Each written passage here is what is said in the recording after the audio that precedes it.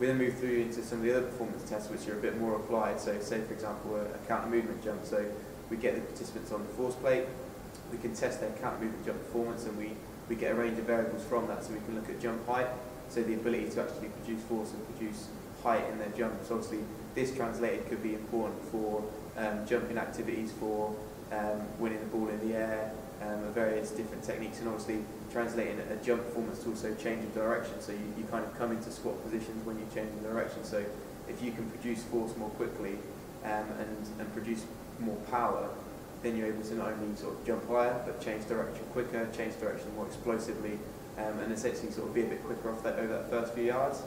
And then another one of the performance tests is a 20-metre sprint. So obviously it's quite clear to see how that can relate to kind of football performance. So the faster you are over a 20-metre period, obviously the quicker that you're going to be able to get to any through balls, any long balls, or even just get into positions with how the game is developing.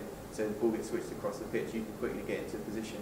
And obviously if your performance is impaired on any of these tasks, it might impact on your performance and mean you're not able to perform at your 100%. So being able to recover efficiently and effectively following this type of exercise and maintain your performance in these tests gives us a good indication that your physical performance in subsequent games or training is going to be of a similar ability to what you would class as your sort of 100%.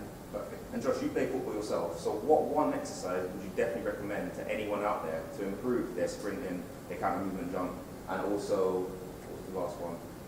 The maximum force. The maximum force one.